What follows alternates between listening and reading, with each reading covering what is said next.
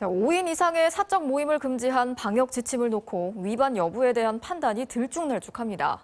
최근 7명이 함께 카페를 이용한 방송인 김어준 씨에 대해서 서울시가 과태료를 부과해야 한다는 판단을 내렸는데요. 반면 TV조선 직원들의 모임에 대해서는 해당 구청이 위반으로 보기 어렵다고 판단했습니다. 김건희 기자가 취재했습니다.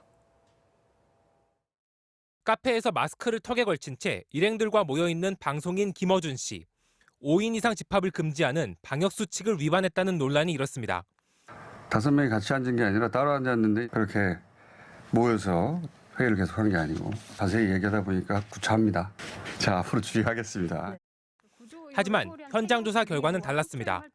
5명이 모였다던 해명과 달리 옆 테이블에 앉은 2명도 일행이었던 것으로 드러났습니다.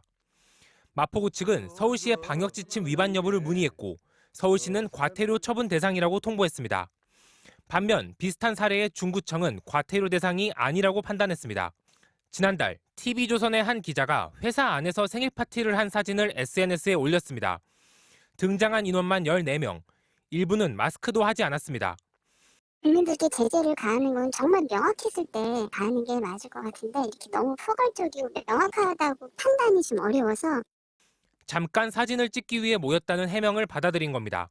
또 현장에서 마스크 미착용을 적발한 것도 아니어서 처벌은 어렵다고 했습니다. 마포구도 김어준 씨의 이른바 턱스크에 대해선 같은 판단을 내렸습니다. 하지만 정작 서울시는 집단 감염이 일어난 건대 헌팅포차에서 CCTV 분석을 통해 마스크 미착용 시 과태료를 부과하겠다고 했습니다. 방역 수칙에 있어서 조금 부족한 부분이 있는 그런 것들을 찾아내서 좀 더 강화할 예정인 것을 말씀드리겠습니다. 지자체에 따라 단속과 처벌이 제멋대로라는 지적이 계속되자 서울시는 개선안을 만들겠다고 밝혔습니다.